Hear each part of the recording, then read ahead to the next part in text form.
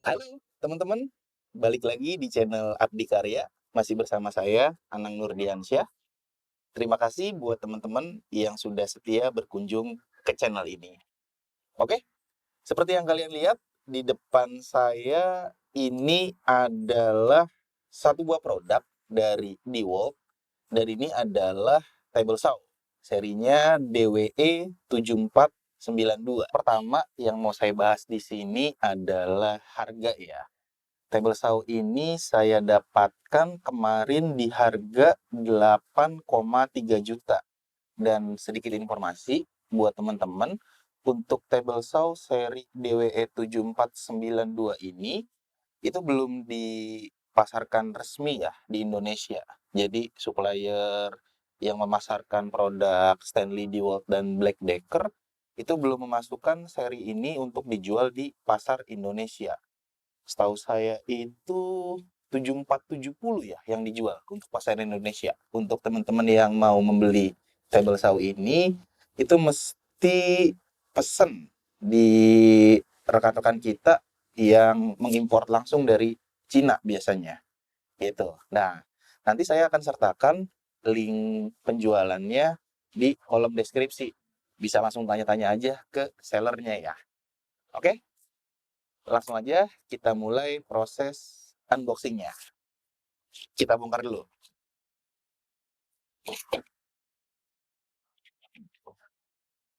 Oke. Kita bongkar dulu, kita keluarin isinya.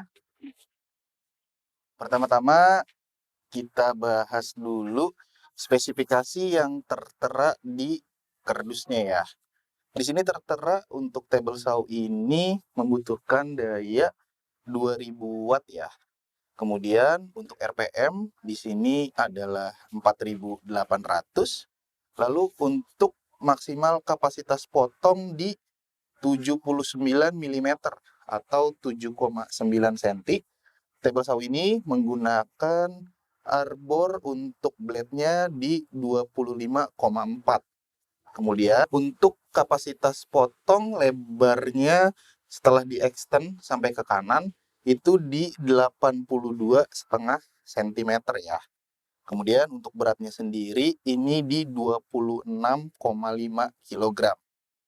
Dan untuk pemotongannya bisa sampai sudut kemiringannya di 45 derajat ya. Lalu di sini juga ada fitur untuk airflow, pembuangan debunya, dan juga ada fitur airlock.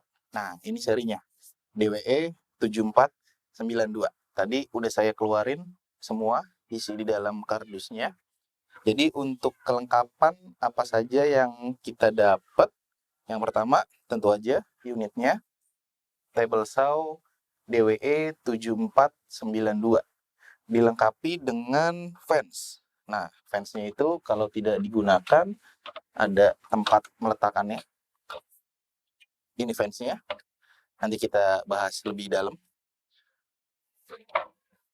Kemudian kita juga mendapatkan satu buah pustik. Lalu ini konektor untuk dust collector. Lalu kita juga mendapatkan ini ya, sepasang kunci pas untuk mengganti blade. Lalu kita juga mendapatkan satu buah meter gauge seperti ini bentuknya, teman-teman. Kemudian kita juga mendapatkan ini.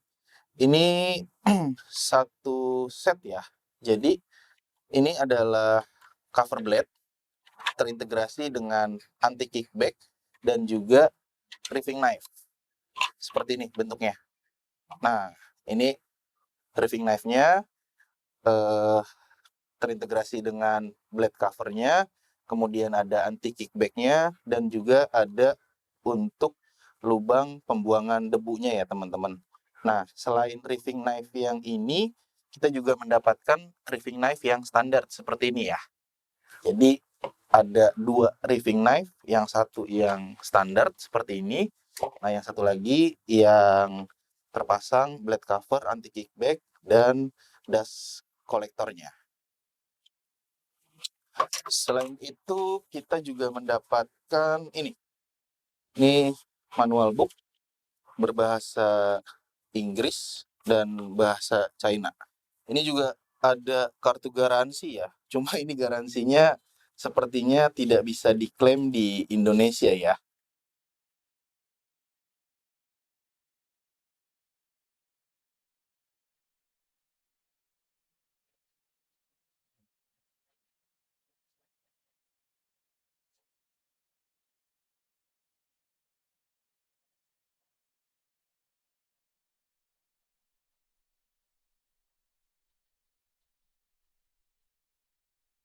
Tadi udah kita lakukan beberapa kali tes pemotongan di papan HMR ini.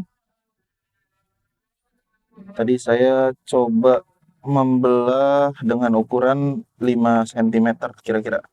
Saya mau cek apakah pemotongannya tadi konsisten atau enggak. Bisa kalian lihat, kalau kita rapetin, ini rapet ya guys. Kemudian kalau kita diriin, nih permukaannya juga rata. Kita coba ukur, kita coba ukur.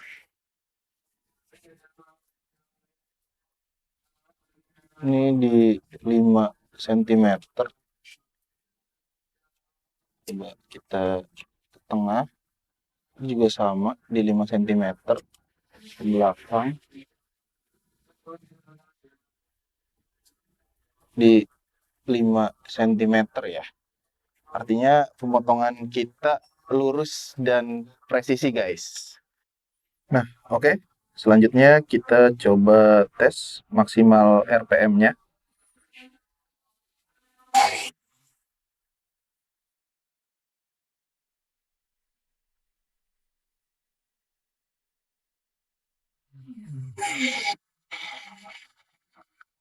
Oke, seperti yang kalian bisa lihat, RPM-nya di 4.800-an. Berarti kalau sesuai dengan speknya, ini RPM-nya di 4.800 ya. Tadi 4.800-an. Oke, oke. Selanjutnya kita tes tingkat kebisingan dari mesin ini ya, dengan menggunakan aplikasi Decibel Meter.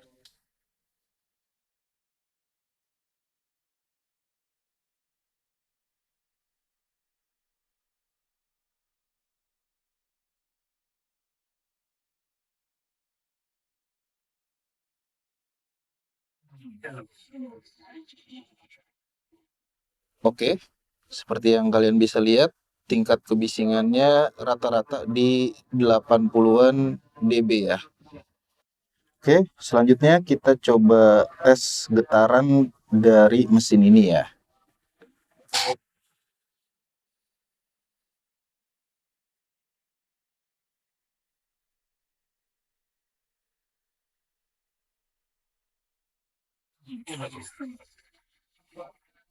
Mantap guys. Seperti yang kalian bisa lihat sendiri, botol air ini nggak bergerak sama sekali dan air di dalamnya juga anteng aja. Itu menandakan kalau mesin ini nih benar-benar minim banget getaran.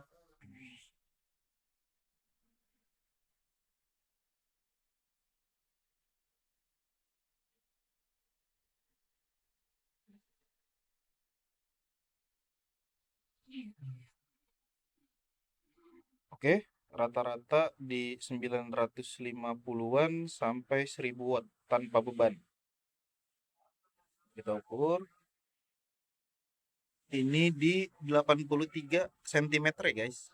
Oke. Itu dia tadi video review dan pengetesan table saw DWE 7492. Opini pribadi saya tentang kelebihan dan kekurangan table saw ini. Sekali lagi, ini murni cuman opini pribadi saya setelah saya lakukan pengetesan. Kalau buat kelebihannya, menurut saya yang pertama build quality-nya.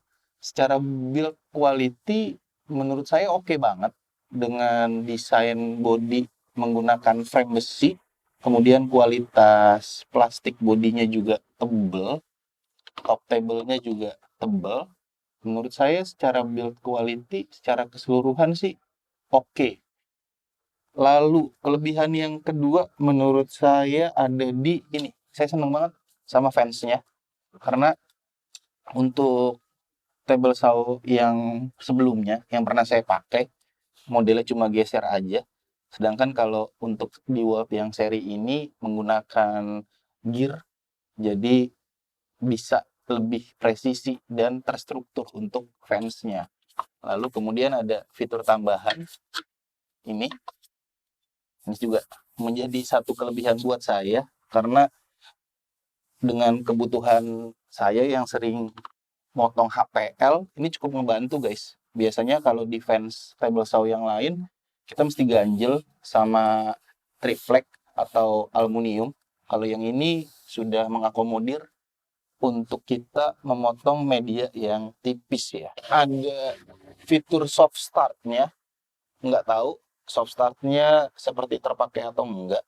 Cuma dari beban listrik yang dipakai atau terpakai, eh, tadi saya nggak pakai soft start Miracle saya ya. Biasanya waktu saya pakai si Stanley 1825 sama 1801, kalau kulkas hidup di rumah saya kan 2200 watt nih.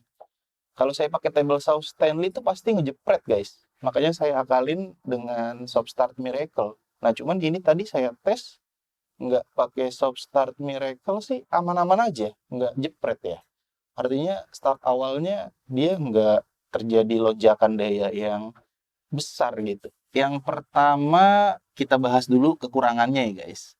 Kekurangan yang saya temuin di sini yang pertama adalah ada di meter goknya. Nih meter goknya eh, masih goyang, belum terlalu presisi. Kemudian handle-nya juga kecil banget. Jadi menurut saya meter goknya masih ada minusnya atau kekurangannya. Kemudian yang kedua yang saya rasa kurang di sini adalah di table saw ini belum dilengkapi dengan kaki ya. Jadi eh, kita harus bikin kabinet seperti saya atau kita taruh di workbench atau kita buatkan table saw kabinet. Kemudian yang ketiga yang menurut saya kekurangan adalah mungkin ketersediaan partnya ya untuk saat ini. Karena supplier resmi prinsipal di Indonesia belum memasukkan table saw ini secara resmi, otomatis ya ketersediaan partnya juga mungkin harus jadi pertimbangan. Ya, atau nextnya kita harap prinsipal di Indonesia bisa memasukkan seri ini pun, ya artinya kan nantinya kita gampang mencari partnya. Walaupun untuk saat ini, kalau kita beli table saw ini tidak tercover garansi ya. Kayaknya sih kalau buat kekurangan untuk saat ini yang saya temuin baru ketiga hal tadi aja sih. Tapi belum tahu ya, kedepannya setelah saya pakai lagi nanti mungkin akan kita lihat nih kekurangannya. Atau mungkin teman-teman yang udah pernah pakai table saw ini mau menambahkan kelebihan atau kekurangannya, boleh chat tuh di kolom komentar. Atau kalau teman-teman juga punya pendapat lain, boleh chat juga di kolom komentar. Nanti kita sharing buat table saw ini. Oke, saya rasa itu aja. Sekian dulu video dari saya. Sampai ketemu di video-video berikutnya. Jangan lupa buat teman-teman yang belum subscribe, ditekan dulu tombol subscribe-nya, dikasih like, dan jika video ini bermanfaat, bagikan ke teman-teman kalian. Oke, sekian dulu. Saya Nang Nurdiansyah. Sampai ketemu di video-video saya berikutnya. Terima kasih. Bye-bye.